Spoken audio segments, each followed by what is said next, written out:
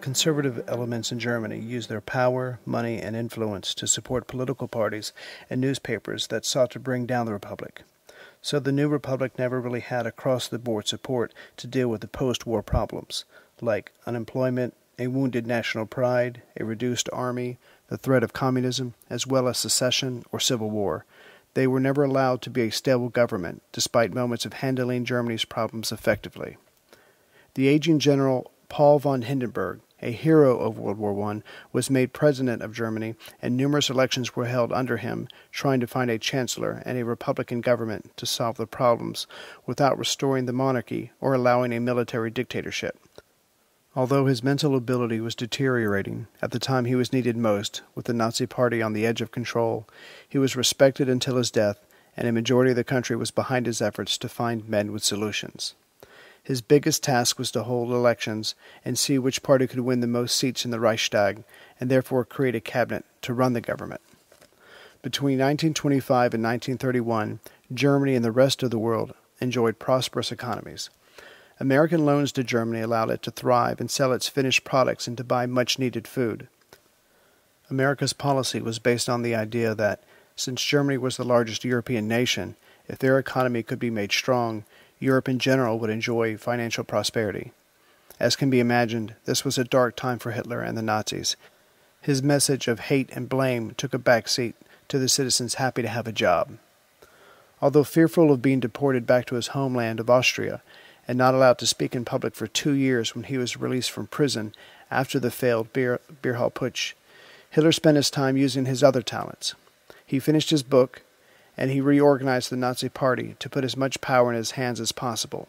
He slowly built up the party of dues-paying members and started newspapers espousing the party's views on the Versailles Treaty and whoever was running the government at the time. Equally important, he had street gangs organized to break up the communist rallies. The Nazi street brawlers were almost always better organized and certainly more vicious than the communists. However, for the moment, the Nazis were just one more radical party shouting at the people. But Adolf Hitler knew, by studying history, that the good times could not last, so he waited. From the failed putsch, or military takeover, Hitler learned it was a mistake to use force to try to take the government. Marching on the capital with thugs in tow would never work, so he would pursue his dream of power legally. He wanted power handed to him by those in authority. He knew that he must align himself and his party with an established power base. Having control of the Nazi Party and believing it was only a matter of time until he obtained national leadership, Hitler created the SS, Schutzstaffel. It started as a bodyguard for him, as well as confronting his enemies. But when Heinrich Himmler took over, his dedication and organizational skills to this twisted enterprise shone, and the SS grew in its numbers and responsibilities. It would soon one day rival Germany's army. Hitler surrounded himself with criminals, degenerates, and perverts. These were his Nazi officials and leaders. As can be imagined with this lot, there was a tremendous amount of infighting, but Hitler enjoyed the internal tension as long as it did not become public. He personally hated many of them, and their distrust of each other meant that they would never come together against him. But for now, they brought much-needed numbers and organization, so they were tolerated. For Hitler and his followers, democracy was not right for Germany. Democracy was a disease that would only weaken Germany further and keep it from its rightful place of power. He was convinced it would not last and weather the storm of financial prosperity. Hitler's patience paid off with the stock market crash of October 1929 in the U.S.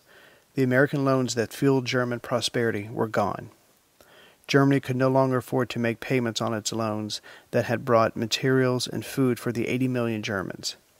Their exports slowed, and millions of Germans lost their jobs, along with the other Europeans.